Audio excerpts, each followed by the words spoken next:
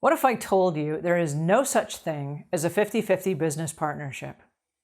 I know, you're sitting there going, is that true? I'm pretty sure that there is. What about equality? I know what you're thinking. Let me repeat that. There is no such thing as a 50-50 business partnership.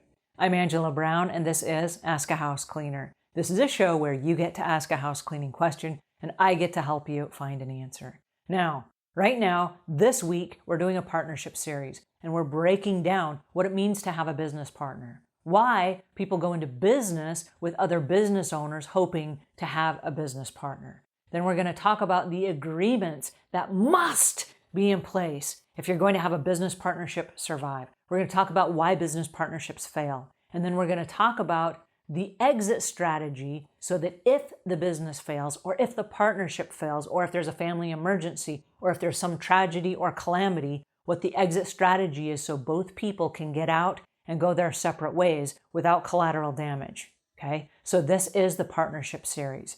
It came to me by house cleaners, lots of house cleaners that I talk to every day, all day, about their cleaning businesses. And a lot of them want to jump in and they want to hire or join forces with a business partner so that they can have a bunch of stuff. And what they're hoping for is they're hoping for moral support. They're hoping for shared financing, shared expenses, shared enthusiasm for the business, shared drive and passion, like, oh, I'm having a bad day, I'll talk to my business partner and they'll boost me up, right? So there are a whole bunch of unspoken reasons why people think it is a good idea to have a business partner. All right, so it can work, but not at 50-50. And here's the reason why. Anytime two people come together, there has to be a tiebreaker. So if you have two people, we're not going to hire him. Yes, we are going to hire him. There has to be somebody that jumps in and says yes or no, right? In the end, there has to be a final tiebreaker. And so every decision, even if it's 50-50, even if you're equal partners, what happens is it has to be 49-51. In the end, you have to decide who gets the final say. Now, what's interesting about my business is my husband is my business partner, and we've been married for almost 20 years. And so when it comes to my business, it is 49-51. I get the final say. And so I can spin all the ideas I want with him. I can give him all the reasons why. He can share with me his empirical wisdom. And then in the end, I'm the one that has to decide. It's not like, well, I get to decide because I'm the boss. It's like, I have to decide. That is my responsibility. That is our agreement. And because that is our agreement, whatever is in the end, the final agreement, I might choose what he says. But I'm still the one that must make the decision. We've compartmentalized every area of our lives. And the reason that we did that is if every one of those compartments has a 49-51 decision on it, there's no fighting and there's no bickering over who gets the final say. For example, my husband's been in the car business for 25 or 28 years. And so if I have a question about a car, guess what? I'm not the 51 in that decision. It's going to go to my husband. No matter what happens, no matter what I think, no matter how I sell him on a particular solution, in the end, he gets the final say because he knows far more about cars than I will ever know in my lifetime.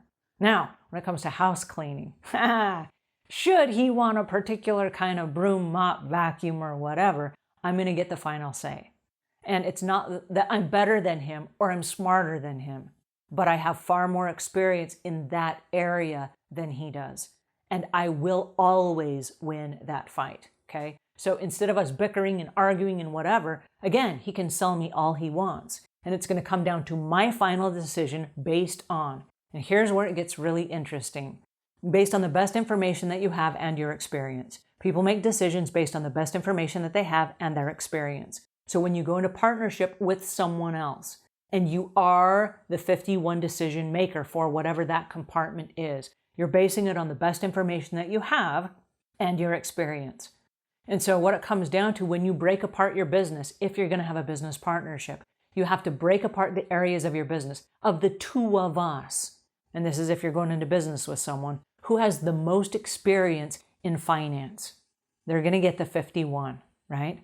Of the two of us who has the most experience with cleaning, they're going to get the 51. Of the two of us with experience and knowledge, who of us has the most experience hiring and firing people? That person gets the 51, right?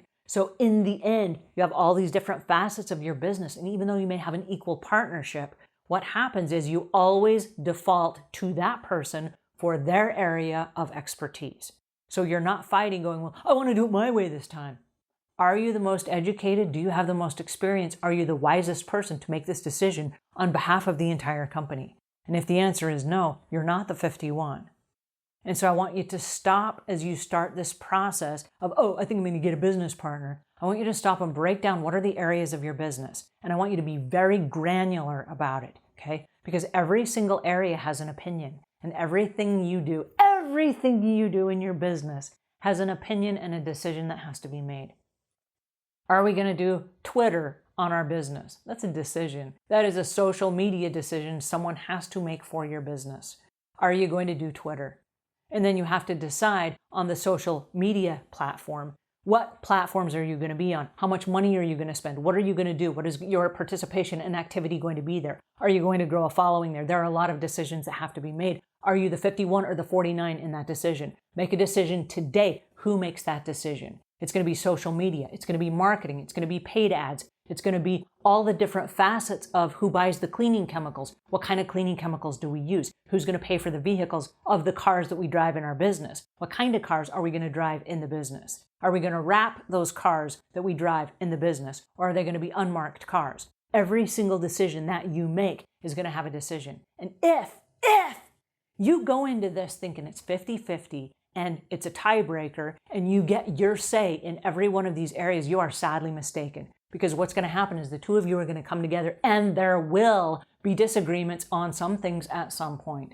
And then what happens is you guys are going to bicker and it's going to unravel all the energy of your business. Instead of you just stopping and saying, oh, let me look at this. Oh, yes, Peter is in charge of this particular topic. He's the 51.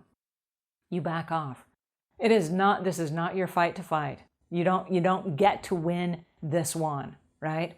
So when you are 100% clear that there is no 50-50 partnership, it is always 49-51 or a different version of that. It could be 80-20 or 70-30 or 60-40 or whatever it is you want, whatever that is. The person with the highest percentage in that area gets the deciding vote, okay? Now that you understand a little bit about that, I just reduced gobs of fights and bickering and disagreements and disillusionments for your business, okay? Once you default to who's in charge of this particular compartment, boom! Now you can get creative and now you can grow a business. I hope that helps. If it does, give us a thumbs up. If you got questions or comments, leave those in the links below. And until we meet again, leave the world a cleaner place than when you found it.